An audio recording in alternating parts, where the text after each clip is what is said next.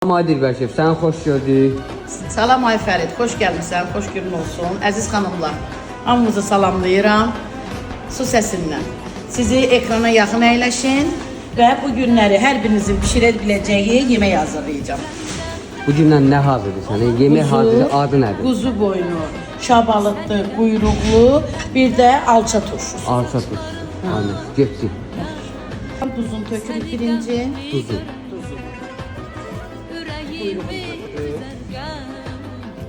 Üç dənə balaca soğan atırıq. Töy şəkildə. Quzu boynu.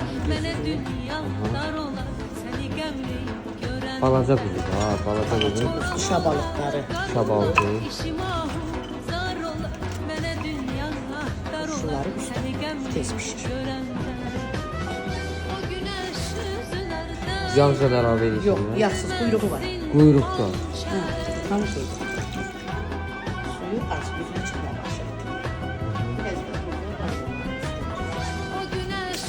Üstünə xəmir. Xəmirli. Xəmirli.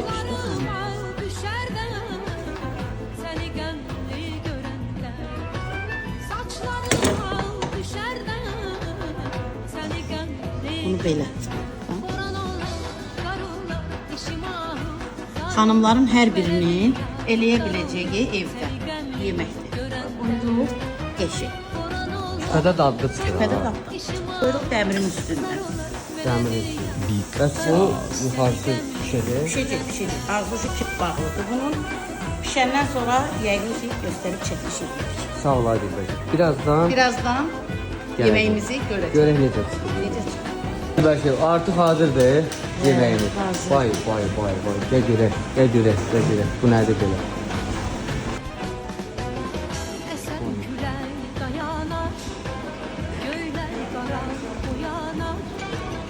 Esen küler Neçə saat hazır oldu? 3 saat. 3 saata hazır oldu. Bu işlərin hamısı aşık oldular. su səsində. Quyruq əriyib içində. Tamam əriyib. Nəyi var ya? Sən hələ bunun şabalığına bu nətər əriyib gedir. Sağ ol Adilbər şef, əlin qolun var Sağ olun. olsun. Bunların hamısı su səsində. Dilbər şefin yanında. Yanında. Buyurun gəlin. Çox sağ olun.